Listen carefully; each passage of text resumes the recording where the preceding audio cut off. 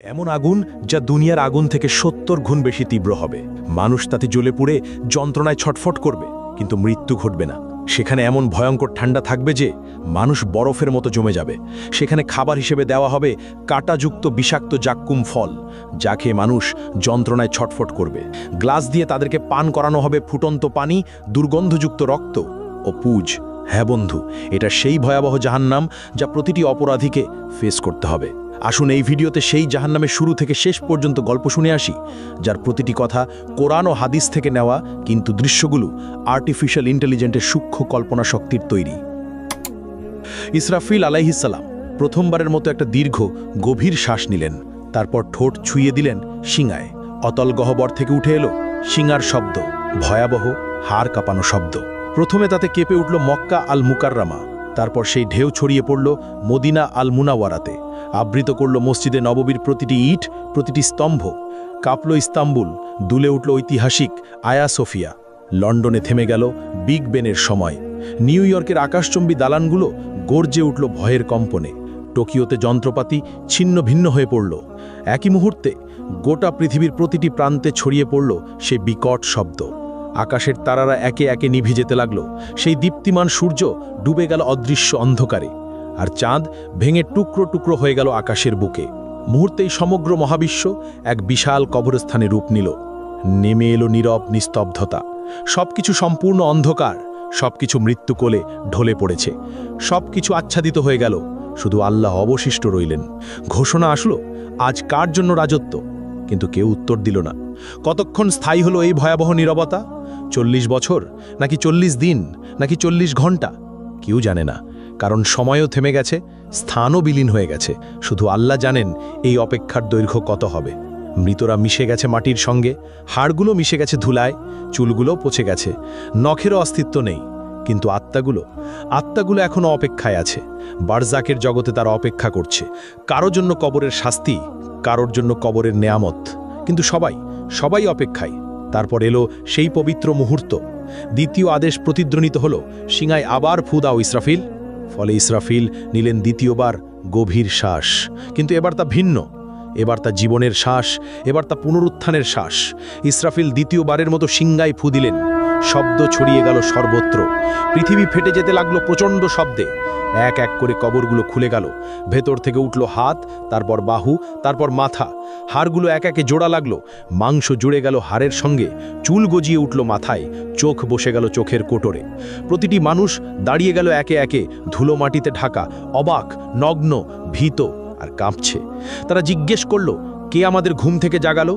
তারপর তারা মনে করল সেই ভয়াবহ সত্য। তারা বলতে লাগলো, হায় আফসোস আমাদের, নবীগণ সত্য বলেছিলেন। এটাই সেই প্রতিশ্রুতি যা দয়াময় আল্লাহ দিয়েছেন। এই চিৎকার ছড়িয়ে পড়ল চারদিকে, প্রতিধ্বনিত হলো আর্তনাদ। কিন্তু এখন অনেক দেরি হয়ে গেছে। ভয়ঙ্কর ভয় বিরাজ করছে সবখানে। তারা পালানোর জায়গা খুঁজছেন, কিন্তু নেই। তারা লুকানোর জায়গা খুঁজছেন, কিন্তু তাও নেই।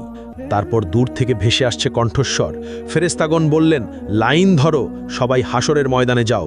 এই আদেশ শুনে মানুষ যেন পালহারা ভেড়ার পাল টেনে নেওয়া হচ্ছে একে একে, দলবদ্ধভাবে। কাঁপতে কাঁপতে হাঁটছে, শ্বাস আটকে যাচ্ছে, হৃৎপিণ্ড দ্রুত কাঁপছে। তারা ফিসফিস করছে, ইয়া রাব্বি, ইয়া রাব্বি। কিন্তু এখন অনেক দেরি হয়ে গেছে। যখন সুযোগ ছিল দুনিয়ায়, তখন তারা নামাজ পড়েনি, তখন তারা আল্লাহকে মনে রাখেনি। এখন মনে পড়ছে, কিন্তু খুব দেরি হয়ে গেছে। এদিকে হাসরের ময়দান পৃথিবীর মতো বিস্তৃত, বরং আরও প্রশস্ত। কোটি কোটি মানুষ, অসংখ্য প্রাণ একত্রে। আদম আলাইহিস সালাম থেকে শেষ নবজাতক পর্যন্ত সবাই এখানে উপস্থিত। অসংখ্য ভিড়, শ্বাস নেবার জায়গা নেই, চলাফেরার জায়গা নেই। মানুষ ভয়ে একে অপরকে চেপে ধরছে। সূর্যকে কাছে আনা হয়েছে, ঠিক মাথার উপরে, শুধু 1 মাইল দূরে। কি অসহ্য তাপ! শরীর থেকে ঘাম ঝরছে অবিরত। কেউ তাদের গোড়ালি পর্যন্ত ঘামে ডুবে আছে, এরা সামান্য পাপী। কেউ হাঁটু পর্যন্ত ডুবে আছে, এরা মাঝারি পাপী। কেউ কোমর পর্যন্ত ডুবে আছে, এরা অনেক পাপী। কেউ গলা পর্যন্ত ডুবে আছে, এরা মারাত্মক পাপী। কেউ ঘামের মধ্যে মুখ নাক ঢেকে আছে, এরা সবচেয়ে ভয়ঙ্কর পাপী। তারা ঘামে ডুবে যাচ্ছে, কিন্তু মরতে পারছে না, কারণ মৃত্যু আর নেই। এই শাস্তির মধ্যেই সময় অতিবাহিত হচ্ছে। বছরের পর বছর কেটে যাচ্ছে, তবুও তারা দাঁড়িয়ে হাসরের ময়দানে। 1000 বছর গেল, 2000 বছর গেল, 3000 গেল, 5000 গেল, 10,000 গেল। এইভাবে 50,000 বছর চলে গেল। তবুও তারা অপেক্ষায়, তারা কাঁদছে, ইয়া রাব্বি, ইয়া রাব্বি, আমাদের বিচার চিৎকার শুরু করো না এখনই। এই অপেক্ষা শাস্তির চেয়েও কঠিন। আমাদেরকে জাহান্নামে নিক্ষেপ করো, কিন্তু তবু এই অপেক্ষা শেষ করো। আমরা আর পারছি না। কিন্তু আল্লাহ, যিনি ন্যায় বিচারক, তাদেরকে অপেক্ষায় রাখলেন। কারণ দুনিয়ায় তারা তার আদেশকে অপেক্ষায় রেখেছিল। তারা সালাত বিলম্ব করেছিল, তারা তওবা পিছিয়ে দিয়েছিল, আর আজ তারাই অপেক্ষায়। এমন সময় জাহান্নামের আগমন। হঠাৎ দূর থেকে একটা ভয়ঙ্কর শব্দ ভেসে এলো, যেন হাজার আগ্নেয়গিরি বিস্ফোরিত হচ্ছে, যেন লক্ষ ভূমিকম্প একসঙ্গে ঘটছে। শব্দ ক্রমশ তাদের কাছে আসছে। মানুষ কানে আঙ্গুল দিচ্ছে, কিন্তু কোনো লাভ নেই। শব্দ তাদের হাড় কাঁপিয়ে দিচ্ছে, অস্থিমজ্জায় ঢুকে যাচ্ছে। তারপর দূর থেকে দেখা দিল জাহান্নাম, ভয়ঙ্কর জাহান্নাম, ৭০,০০০ শৃঙ্খল দিয়ে বাঁধা। প্রত্যেক শৃঙ্খলে ৭০,০০০ ফেরেস্তা টেনে আনছে। জাহান্নাম যেন জীবন্ত দানব, রাগান্বিত, ক্ষুধার্ত আর বুনো। মানুষকে দেখে সে আরও দ্রুত ছুটতে চায়। শৃঙ্খল টেনে ধরে আছে ফেরেস্তারা অত্যন্ত কষ্টে। জাহান্নাম গর্জে উঠছে, সে মানুষকে কেতে চায়। যখন হাসরের মাঠের দিকে আসে, তার ক্রোধ আর ধরে রাখা যায় না। হঠাৎ ভেতর থেকে বের হলো এক বিশাল অগ্নিপিণ্ড, একটি মোটো পাহাড়ের মতো আকারের জ্বলন্ত দাউ দাউ করা আগুন। বিদ্যুতের গতিতে হাসরের মাঠের দিকে ছুটে এলো। কয়েক সেকেন্ডের মধ্যে মানুষের কাছে পৌঁছে গেল। সেই আগুন দেখে মানুষ পাগল হয়ে গেল। তারা দৌড়াতে লাগলো, কিন্তু কোথায়? সেই জায়গা তো নেই। যেদিকে দৌড়াচ্ছে আগুন ওখানেই, যেদিকে তাকাচ্ছে আগুন সেখানেই। তারা লুকিয়ে যাবার জায়গা খুঁজছেন, নিজেদের মাটিতে ছুঁড়ে ফেলছেন, কিন্তু আগুন থেমে নেই, এগিয়ে আসছেই অবিরত। মাত্র কয়েক সেকেন্ড বাকি। এর মধ্যেই এটি পুড়িয়ে ফেলবে সমগ্র হাসরের ময়দান। কোটি কোটি মানুষ ছাই হয়ে যাবে। কিন্তু সেই শেষ মুহূর্তে আসমান থেকে নূরের ঝলক নিয়ে আসবেন জিবরাইল আলাইহিসসালাম। তার হাতে একটি ছোট পাত্র, ভেতরে স্বচ্ছ এক তরল পানি। তিনি সেই তরল ঢেলে দিলেন সেই বিশাল অগ্নিখণ্ডের ওপর। সঙ্গে সঙ্গে উঠল ঘন বাষ্প। আগুন তাৎক্ষণিক নিভে গেল, ফলে বরফ শীতল এক পাথরে পরিণত হল। কোটি কোটি মানুষ একই মুহূর্তে গভীর শ্বাস নিল, যেন তারা বেঁচে গেল। কিন্তু এটি শেষ রক্ষে ছিল না। মানুষ হতবাক হয়ে জিজ্ঞেস করল, ওটা কি তরল পানি ছিল? কিভাবে এত ভীতিকর আগুন নিভে গেল? তখন জিবরাইল আলাইহিসসালাম বললেন, ওটা ছিল তোমাদের চোখের জল। দুনিয়ায় যে চোখের জল তোমরা ফেলেছিলে, রাতের বেলায় সালাতে কাঁদতে কাঁদতে, আল্লাহর ভয়ে, তার ভালোবাসায়, নিজের গুনাহের অনুশোচনায়, কুরআন পড়তে গিয়ে, আজান শুনতে গিয়ে, মায়ের বাবার জন্য দোয়া করতে গিয়ে, এটা সেই পবিত্র অশ্রু। এগুলোই এই আগুন নিভিয়েছে, তোমাদেরকে রক্ষা করেছে, কিন্তু তা কেবল অল্প সময়ের জন্য। তখন মুমিনরা আনন্দে কেঁদে বলল, আলহামদুলিল্লাহ, আলহামদুলিল্লাহ। আর কাফেররা ভয়ে কাঁপবে আরও বেশি, কারণ তাদের কোনো অশ্রু নেই, ফলে তাদের রক্ষাকারীও নেই। অতপর হিসাবের সময় এসে গেল। নাম ধরে ডাকা হচ্ছে একে একে। যার নাম ডাকা হয় সে কাঁপতে কাঁপতে আল্লাহর সামনে আসে। ভয়ে হৃৎপিণ্ড ফেটে যাওয়ার মতো অবস্থা, শ্বাস বন্ধ হয়ে আসে। মহান আল্লাহ তার হাতে দেন হিসাবের বই। এটাই জীবনের চূড়ান্ত সিদ্ধান্ত। যে সৎকর্ম করেছে তার বই ডান হাতে দেওয়া হয়। সে আনন্দে বলে ওঠে, নাও পড়ো আমার হিসাব। আমি নিশ্চিত ছিলাম আমাকে হিসেব দিতে হবে। আর যে মন্দ কর্ম করেছে তার বই দেওয়া হয় বাম হাতে, পেছন দিক থেকে। সে উন্মাদ হয়ে চিৎকার করে ওঠে, হায় আফসুস, যদি আমাকে বইটা না দেওয়া হতো, যদি আমি আমার হিসেব না জানতাম। তখন মানুষ ভয়ে হতাশায় মিথ্যা বলল, ইয়া রব, আমি কিছুই করি নাই। ইয়া রব, আমি জানতাম না। ইয়া রব, আমি নির্দোষ।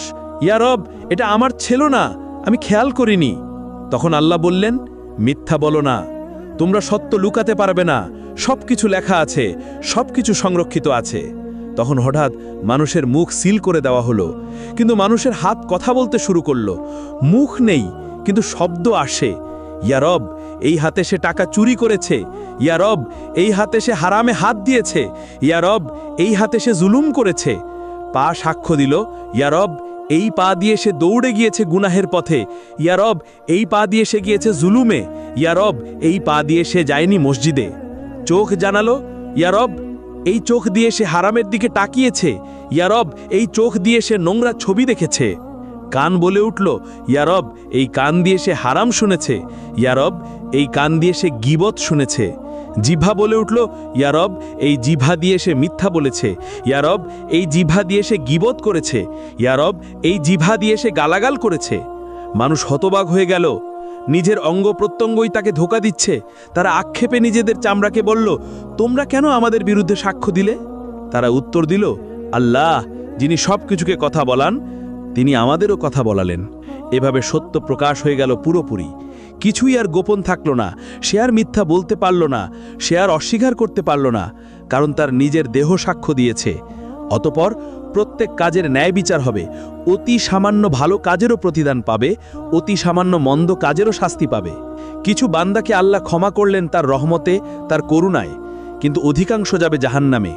আদম সন্তানের প্রতি ১,৯৯৯ জন যাবে জাহান্নামে। এভাবে হিসাব শেষ হলো। এবার আসলো বিচ্ছেদের সময়।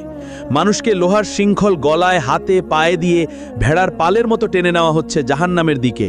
তারা কাঁদছে, মিনতি করে, ইয়া রব, আমাদের আরেকবার সুযোগ দাও, আমাদেরকে দুনিয়ায় ফিরিয়ে দাও, আমরা নিজেদের ঠিক করব, আমরা ভালো হয়ে যাব।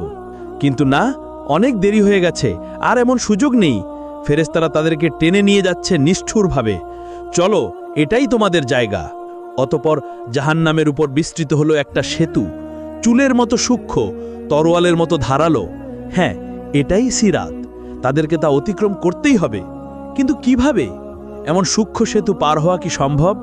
মুমিনরা তাদের নূর নিয়ে যাবে, তাদের জন্য এটি হবে সমতল রাস্তার মতো, তারা সহজেই দৌড়ে পার হয়ে যাবে।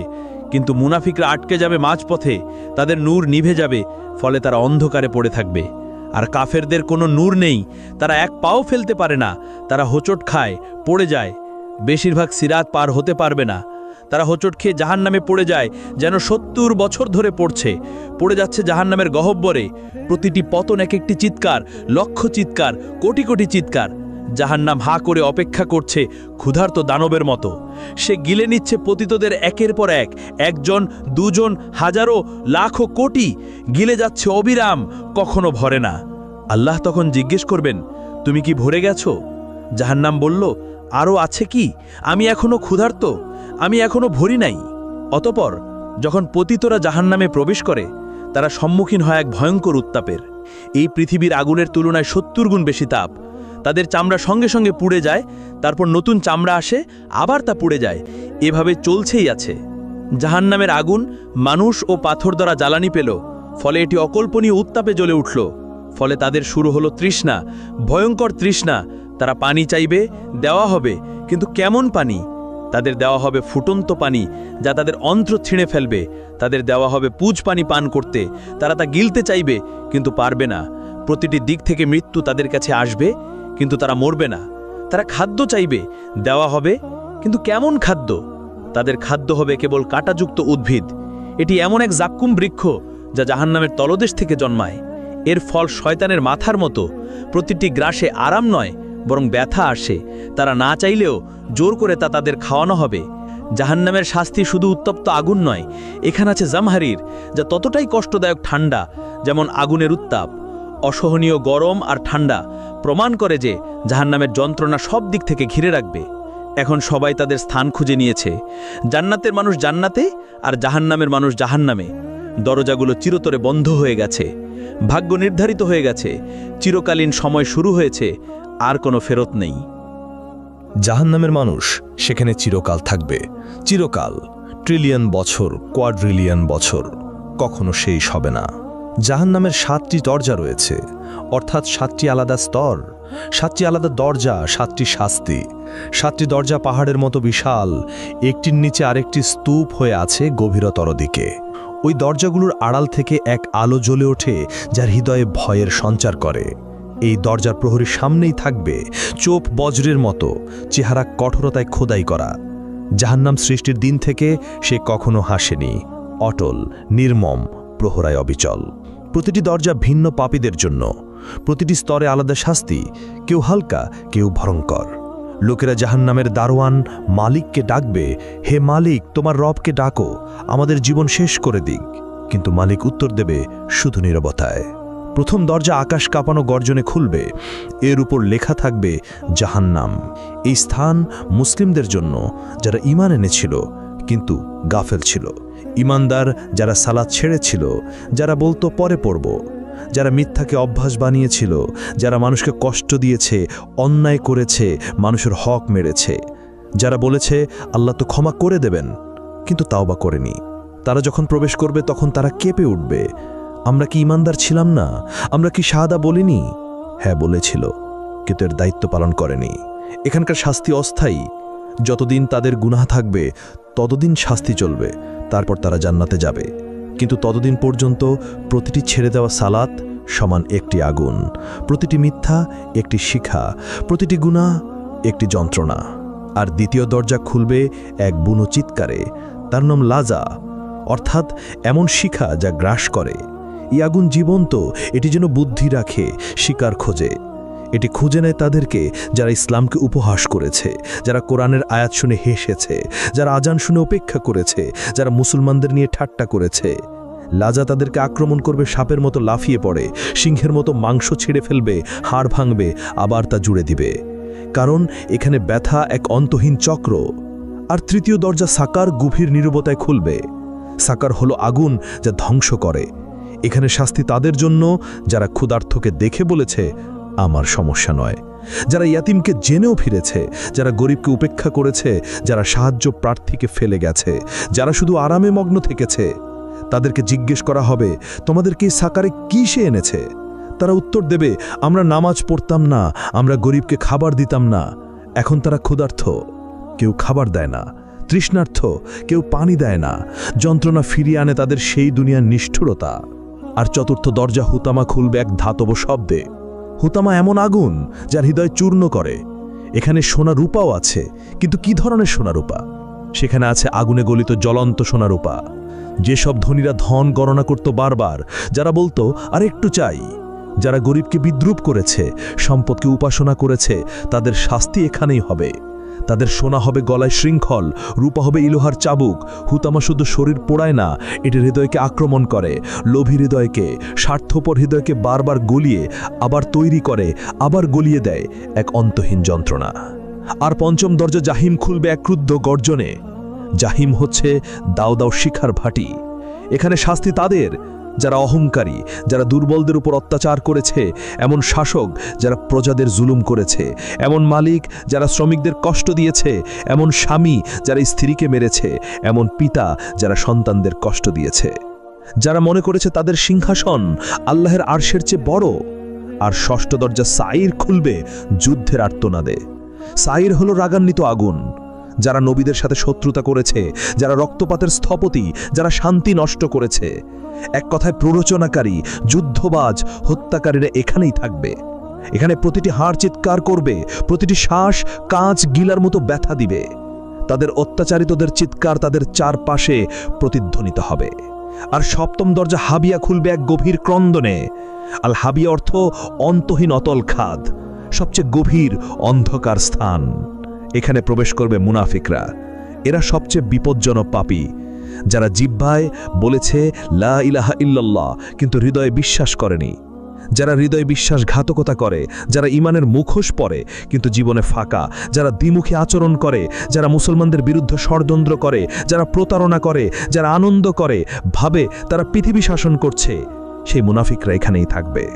এই হাবিয়াতে রয়েছে বিশেষ শাস্তি। সেখানে মুখোশ চিরতরে ছিঁড়ে ফেলা হবে, মিথ্যা উন্মোচিত হবে, সত্যিকারের মুখ প্রকাশিত হবে। এমনকি আগুনও কেঁপে উঠবে। কারণ মুনাফিকি হলো সবচেয়ে বিষাক্ত মিথ্যা, সবচেয়ে প্রাণঘাতী রোগ, সবচেয়ে বড় বিশ্বাসঘাতকতা। যারা এই হাবিয়াতে নিক্ষিপ্ত হবে তারা পড়তে থাকবে চিরকাল, কখনোই তলানিতে পৌঁছাতে পারবে না। কারণ মুনাফিকির কোনো শেষ নেই। প্রিয় বন্ধু, আপনি এই পর্যন্ত ভিডিওটি দেখেছেন, এই ভীতিকর দৃশ্যগুলো দেখেছেন, এই ভয়াবহ শাস্তিগুলো শুনেছেন। এখন সিদ্ধান্ত নেওয়ার সময়, আপনি কোন দলে থাকতে চান, জান্নাতে নাকি জাহান্নামে? এটা আপনার হাতে, এটা আপনার সিদ্ধান্ত। আপনার এখনো সময় আছে, আপনি এখনো শ্বাস নিচ্ছেন, আপনার এখনো সুযোগ আছে, আপনার হৃদয় এখনো ধুকপুক করছে, আপনার আত্মা এখনো জীবিত। তাওবার দরজা এখনো খোলা, কিন্তু কতদিন পর্যন্ত? আজ রাত পর্যন্ত, নাকি আগামীকাল পর্যন্ত, নাকি পরের সপ্তাহ পর্যন্ত? কেউ জানে না, শুধু আল্লাহ জানেন। সিংহে যে কোনো মুহূর্তে ফু দেওয়া যেতে পারে, যে কোনো শ্বাসে, যে কোনো সেকেন্ডে। ইসরাফিল অপেক্ষা করছে আল্লাহর আদেশের জন্য। আর আপনি এখনো গাফেল, এখনো খেলায় মেতে আছেন, এখনো বলছেন পরে করব, পরে সালাত পড়ব, পরে তাওবা করব, পরে নিজেকে ঠিক করব। কিন্তু সেই পরে যদি আর কখনো না আসে, যদি আজ রাতই হয় আপনার শেষ রাত, আপনি কি প্রস্তুত? সত্যি কি প্রস্তুত? এই ভিডিওটি শেয়ার করুন, আপনার প্রিয়জনদের সাথে শেয়ার করুন। কারণ জাহান্নাম বাস্তব। এখানে বলা প্রতিটি কথাই সত্য, সবই পবিত্র কুরআনে লেখা আছে।